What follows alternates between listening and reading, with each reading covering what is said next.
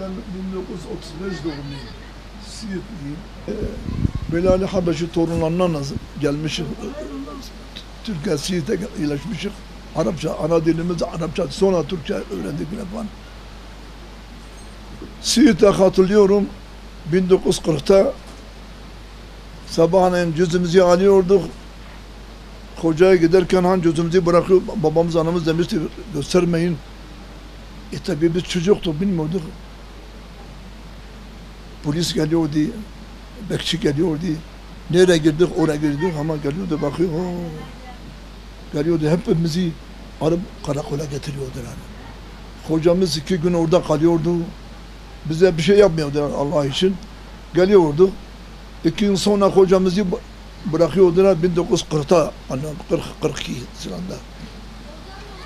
Ondan sonra sabahleyin anamız diyordu, hocamızı bırakmışlar, hadi kalkın gidin. Korkuyorduk, anamız da bizi dövüyordu. Biz sizi yetiştirdik, hoca olasınız, alim olasınız, şeyh olasınız, dindar bir evlat olasınız. Biz sizi yetiştirdik, biz sizden bir şey istemiyoruz. Eski analar böyle diye, başka bir şey istemiyordu. Biz kendi evimizde, 3 senemizde kardeşimiz hafız-ı Kur'an'dık elhamdülillah. Siirt'te hafız olmayan yoktu. Ne zaman? 18 sene bilfiil Kur'an müessesesi kapatılmış. Kim? Bu İsmet o. Ona İsmet söylemek iyi değil. Çünkü bilmiyorlar bu millete neler yapmış. Kendi gözümüzle gördük. Tek partili o zamana. Bak nasıl anlatayım. Babamız anamız vefat etti. Dediler İstanbul'a gidin, amcanız orada var.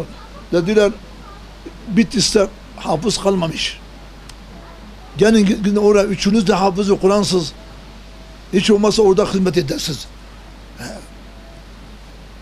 12 yaşındaydık. Ben 12 yaşındayım. Abim 16 yaşındaydı. 10 yaşındayken hafızlığımı bitirmişim. Siirt'te 9 yaşında, 10 yaşında kim hafızlığını bitirmeseydi, hoca çağırıyordu babasını, gel evladın başka bir iş yapsın. 10 yaşına kadar, 10 yaşından sonra dedi başka bir iş yapsın. Siirt'te öyle 7 yaşında, 8 yaşında, 9, 10 yaşında hiçbir evde de hafız-ı Kur'an olmayan yoktu, ben hatırlıyorum ha. Tabii babamız hanım yetim kaldık. Dediler gelin bitse çok iyi bakanlar, hem de hafız kalmamış. Biz de çıktık geldik bitse 2 tane hafız ama hafızı vardı ya. Hafız Mustafa, Hafız Abdülgaffar 2 kişi vardı, diğer hafız yoktu ya. Çünkü 18 sene bilfiil Kur'an müessesesi kapatılmış. Kim? Bu İsmet o. İsmet zamanında, tek parti olan zamanda. Geldik bitse, bakın yani hiç bu kendi gözümüzle görmüş, hikaye değil. Aynal Barut Camisi kapalı. Ne vardı? 10 tane katır vardı içerisinde. 10 tane katır vardı içerisinde. Aşağı Kale Camisi kapalıydı. Saman dolu, saman. Bu katırların var ya, ordunun hayvanları. Hatunlar Camisi kapalıydı. 100 sene bu hayvanların semerleri var ya, semer. Bırakmışlar oraya 10 tane katır. Cami kapalı. Ulu Cami kapalıydı. Ulu Cami. Ulu Cami, koskocaman Ulu Cami kapalı. 10 tane, 5 tane şey vardı. Bu ordunun, ordu kumandanlarının atarı vardı, atarı. Evet. Havluda da 5 tane tazi vardı. Allah bırakmasın.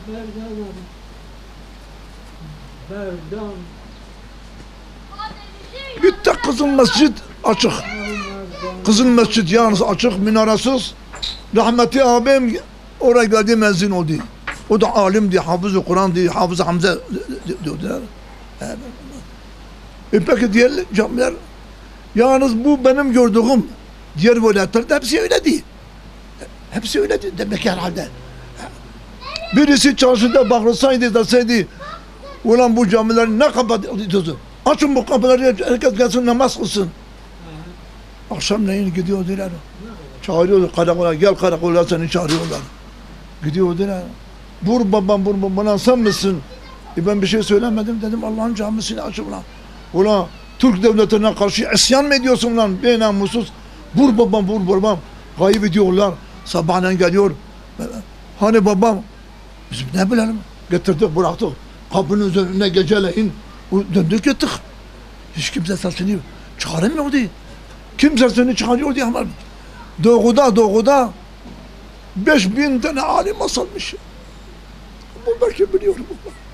5000 kişi alim, şeyh, hafız-ı Kur'an, dindar adamlar kim sesini çıkarıyordu. Millet, devlete karşı derhal asılıyordu. Ben 1900 bu Tatvan'da İmran lokantası vardı. Benden Hacı Hakkı Allah rahmet eylesin beraber lokantamız vardı. 1952'de 52-53'te o zaman bir şirket geldi Almanya'dan bu Urfa'dan ta Van'a kadar işi almıştılar. Bu telefon işleri falan. Ne yapacağız? Urfa, Diyarbakır, Siirt, Müş, Bitlis, böyle Aklat tarafları, Adı Cevaz falan ta Van'a kadar iş almıştılar. Çadırlarını bıraktılar o şeye. Orada kalıyordu. Yemek bize gel. 2 gün yemek yediler. Sonra tanıştım. Dediler valla bir iş almışız. Ya dedim ben hafız-ı Kur'an'ım. Ben bu işlerden kurtulmak istiyorum. Gencim, yetenekliyim. Beni işinize alın. Hemen dediler sen niye aram? Hayır. Beni işlerine aldılar. İşi bıraktım. Kısa bir zamanda bütün o işlerden muttali oldum. Van'dan Urfa'ya kadar telefon direkleri ben de o işlerde çalışmışım. Tabii işimiz bitince 1957'de dediler Almanya'ya gideceğiz. Seni getirelim dedim. Niye gelmem? Kalktık gittik İstanbul'a. Sirkeci treninde bir gece rüya aleminde bir zat geldi. Yahu dedi sen hafız-ı Kur'an'sın. Bu işlerle ne uğraşıyorsun? Kalk git bitse. Sen hafız-ı Kur'an'sın sana yakışmaz bu işlerde. Ben dedim bana rüyadır. Pek ehemmiyet vermedim. Valla devresi gece yine 3 gün sonra gideceğiz Almanya'ya. İşlerine. Valla 2. gece yine geldi bir zat. Yahu dedi ismen söyledi. Hafız Ali bu işlerden vazgeç. Almanya'ya gitme. Orada cami yok. Orada İslamiyet yoktur. Orada ne işin var senin? Hak etmişse. Allah dedim bu zat kimdir?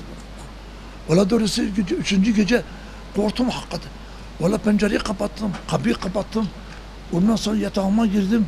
Işığı söndürdüm. Bu yorganı buraya kadar aldım. Ben de Efendimiz Aleyhisselam diyor ki men kara suratu tebareke ba'da salatil işai eminen min azabil kabr. Kim yatsı namazından sonra yatmadan önce Tebareke suresini okursa sonra yatarsa ben ümit ederim Allah'ımdan kabir azabı hiç görmeyeceğim.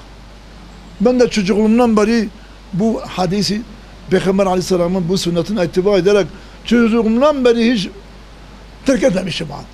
O gece okudum sonra gelince sanki böyle hüya gelir gibi baktım bir zat pencereden girdi. Lak. O dedi Hafız Ali kalk. 3 gece oldu beni getiriyorsun. Bir daha senin yanına gelmeyeceğim. Sen hafız-ı Kur'an'sın. Sen nedir bu işlerle uğraşıyorsun? Almanya'yacaksın. Kalk et bitse benim ismim Said Nursi. Ama Almanya'ya gitmeyeceksen seni talebeliğime kaydedeceğim. Ve bir daha senin yanına da gelmeyeceğim. Bilal-i Habeşi torunlarındansın. Sana yakışmazsa oraya gideceksin. Kalk git bitse seni talebeliğime kaydedeceğim. Bir şartla benim ismim Said Nursi böyle 3 sefer ve bir daha senin yanına da gelmeyeceğim. Selamun aleyküm. Ses kesildi. Işığı yaktım. Baktım ki odada hiç kimse yok. Korktum. Valla baktım kapı kapalı, pencere kapalı dedim. Valla bu zat kimse büyük bir zattır. Ne yapayım dedim ya Almanya'ya gideceğim. Kısa bir zamanda gelip bir iş sahibi olacağım. Bir fabrika olacağım. Peki bu nereden biliyor ki ben Almanya'ya gideceğim? Nereden biliyor ki benim ismim Hafız Ali? Nereden biliyor ki orada İslamiyet yok, cami yok? Dedim bu zat büyük bir zattır. Vallahi dedim sözünü satacağım. Ben de vazgeçtim. Sabahleyin oldu, kalktım geldim Beyoğlu'na, şirketimiz oradaydı. NATO, Kur'an Partör, Telefon Hava Tarihi 4. Bölge Baş Müdürlüğü. O işte çalıştığım için bizim vardı. Ben de kalktım gittim oraya. Selamun aleyküm. Buyurun. Benim hesabımı kesin. Ben kalkacağım gideceğim. Vazgeçtim kalktım geldim. Kamyona bindim. Kamyona yoktu o zaman otobüs yoktu. O zaman asfalt yoktu. Kamyona bindim. 4 gün 3 gece geldim Bitlis'e ulaştım. Allah rahmet etsin. O zaman abim, kardeşlerim falan. Hepsi hayattaydı o zaman. Hepsi babam. İndim yani. Valla Kazım isminde bir kardeşimiz vardı. Çok iyi Bitlisler bizim yanımızda Kur'an okumuşlar. Kalmamıştı o zaman hafızaya. İndim aşağıya Kazım isminde dedi hele hoş gelmişsin hoş. Otur çayımızı iç. Oturduk. Sen neredesin? Dedim ben Almanya'ya gidecektim. Dedi o zaman sahibi saatime geldi. 3 gece rüyama dedi sen hafızı Kur'ansın. Bırak bu şarıyı kalk git bitse. Yahu dedi o zaman çok büyük bir zattır, evliyadır, alimdir, şeyhtir, eserleri çıkmış.